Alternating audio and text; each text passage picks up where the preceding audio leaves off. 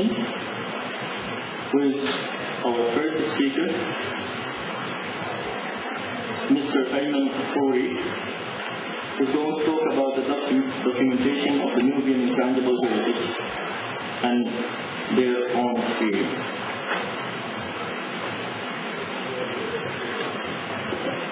Hello. I'm Ayman Khouri, the Center for Natural Heritage.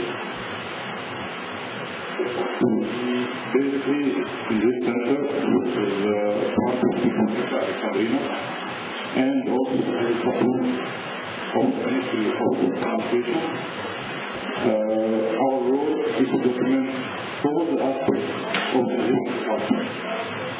So, I'm going to start with a brief presentation about what we are doing at CultNet, and I'll go more in details in the Nubian project that we are doing right now.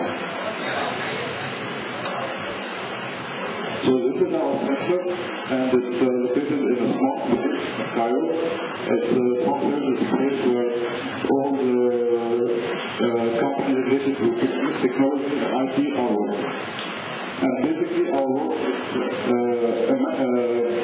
let's say, from the comfort of the marriage between technology and culture. And basically we have programs and projects, and our projects are on national level and international level and regional level. If we go to the program, this is our main important part or important role that we are doing. We see that we have different aspects that we are working in the field of culture.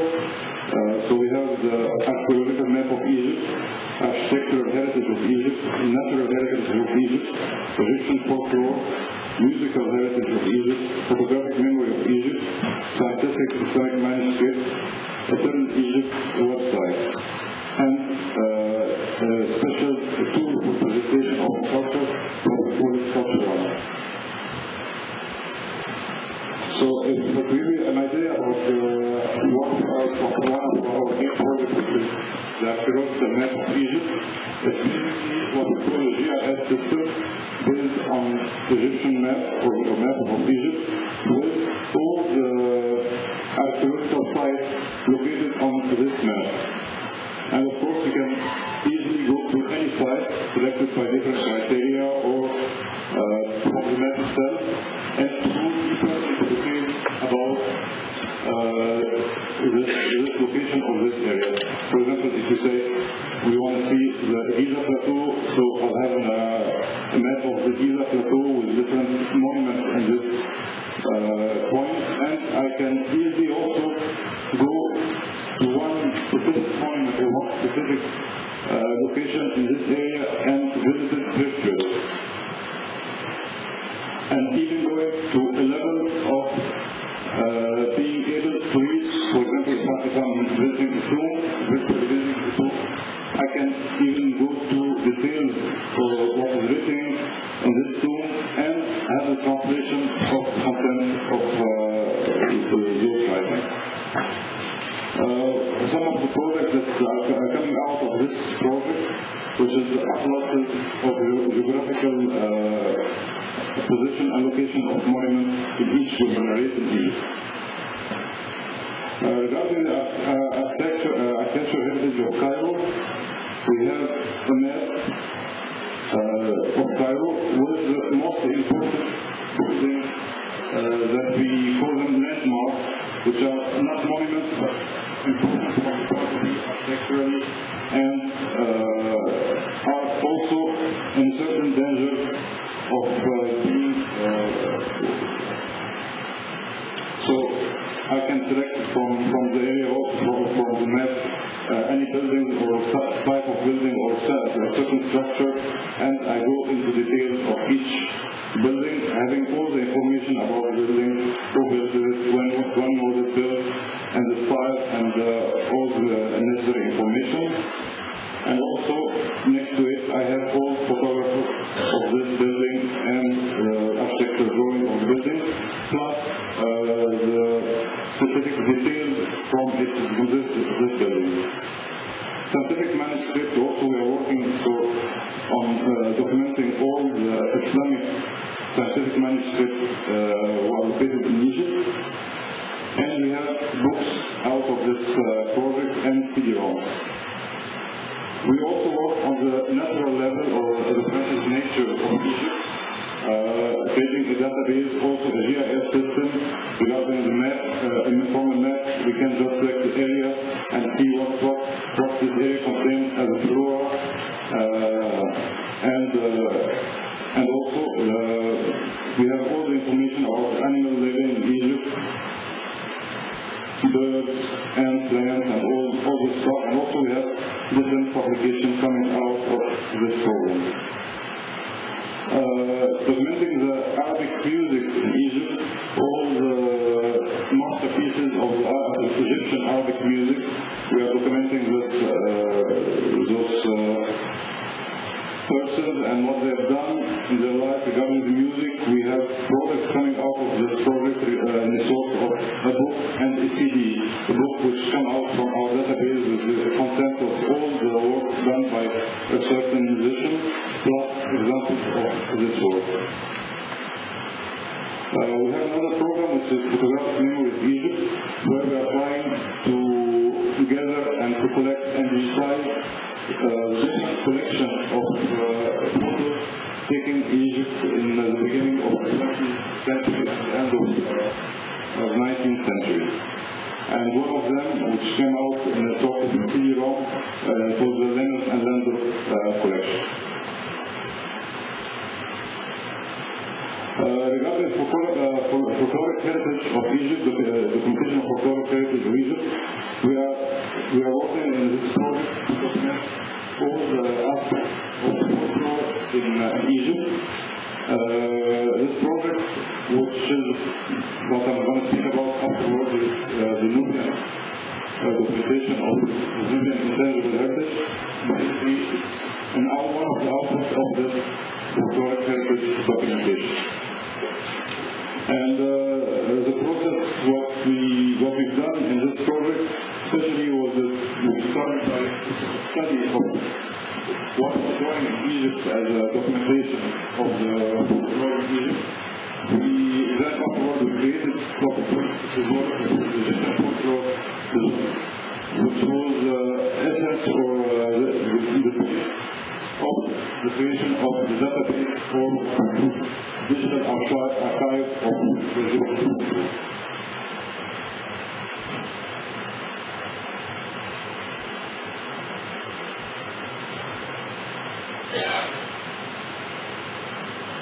But going to the preservation of Nubian intangible heritage at Saltnet, which one of the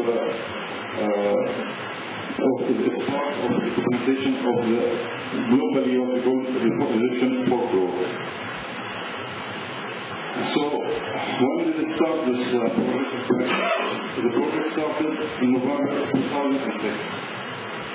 How did it start? It started by a conference that we did at Saltnet.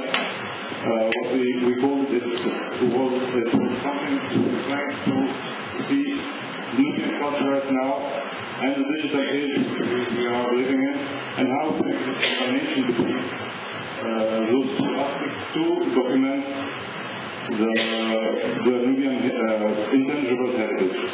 And in fact, we were working on both tangible and intangible. But basically, we're trying to document the folklore of Nubian folklore itself.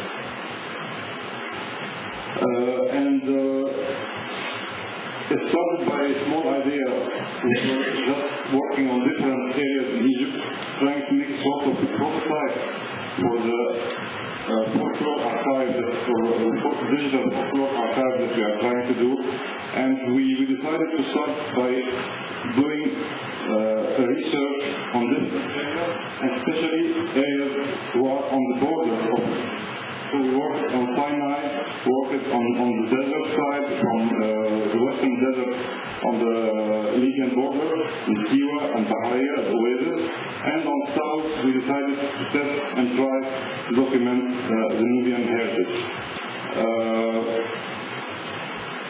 So why documenting the Nubian heritage? Of course, it's, as you see from this picture, I think it's the influence of the modernization who are affecting every place in the world, especially Egypt and possibly Nubia. Of course, what we see is how the influence in architectural, modern architecture or new architectural styles that are invading the Nubian style. Tourism, of course, has an effect also on this heritage. And also what we discovered that there is between generations, the older generation and younger generation.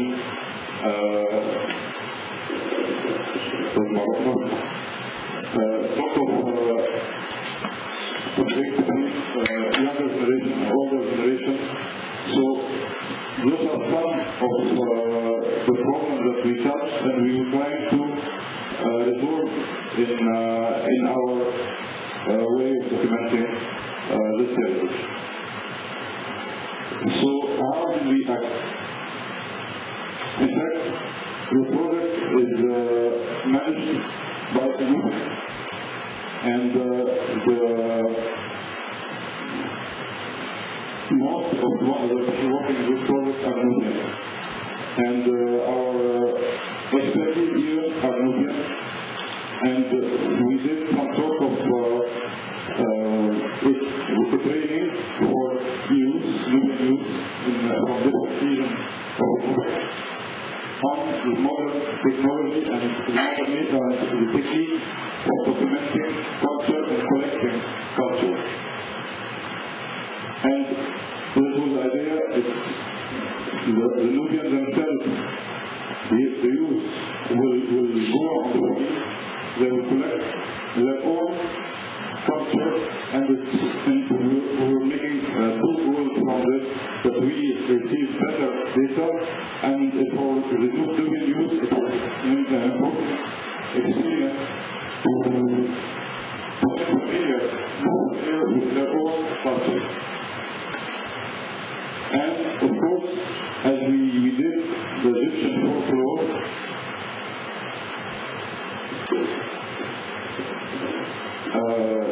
as the same we've done with the folklore in general, when we made the words of the folklore, we met with another problem that terms and relations that we made with youth in our cultures will not be the same when we are working with the Nubian culture.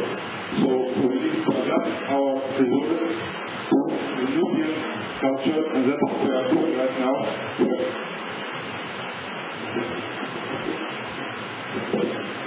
We are trying to make the combination between the terms used in Nubia that will describe their own culture, and also the terms used in Egypt generally, and make the combination and link between those terms. Of course, the digital archive, what we are collecting is going directly in a huge database that is already online. Not all the content are in this database, but at a certain point of time, most of this content will be available for anyone to access it and have more information about. So when we collect data, in fact, also we use as much as possible as modern technology and specific specialized in the field of photography and videography. We also address all the people who have collections related to Nubia, and we start also to document their collections, some artifacts or even geography, as one of the books that we published recently, which was photos by Antoine Albert, and he was one of the people who documented the migration of Nubian before the Highland. We collect data, of course, from different aspects of the set of intangible and tangible, for generally the folklore of Nubia. We can say food, games, architecture, storytelling, different aspects, jewelry even. And we face a lot, of course, of problems that sometimes we didn't find things that we know that existed, for example, games and things like this, and we managed to teach some of the children old games and remake the game another time. And when we collect or we document data, we document each stage of this or any aspect that we are working with. We document every step in those photos and videos.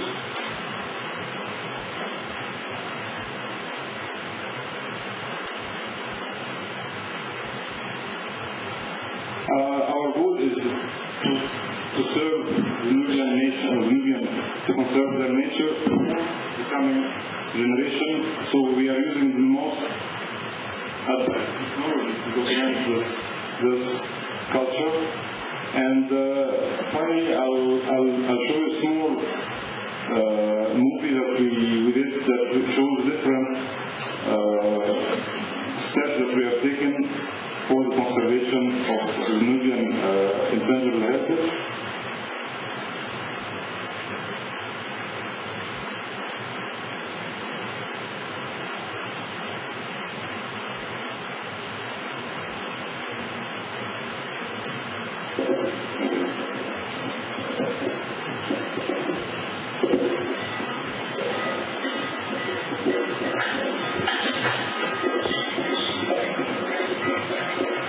These are images from the first conference that we've done regarding the intangible heritage, documentation of intangible heritage of Nubia. Then some of the training that we've done to Nubian youth to the collection of data.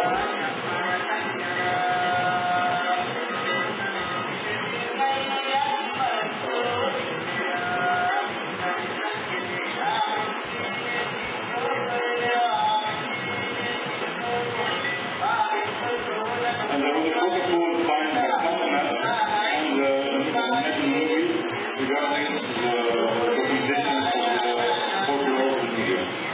This is one image of this protocol,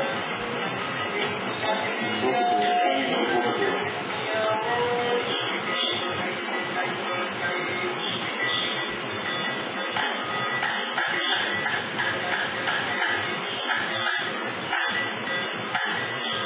of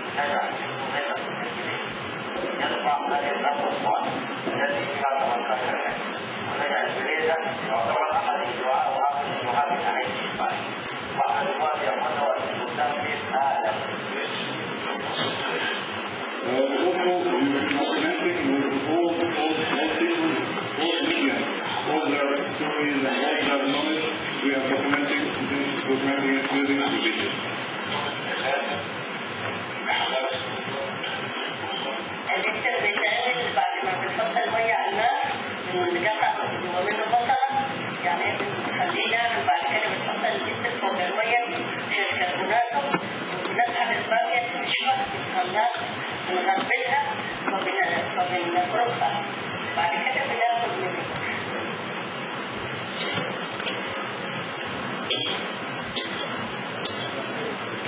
protocol.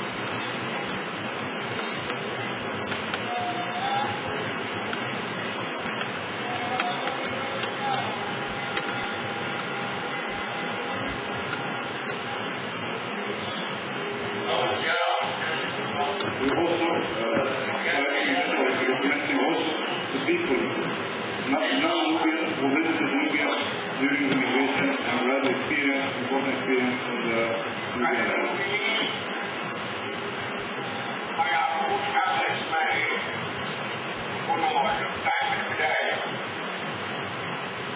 كان في مجموعة اسمها المساحين دول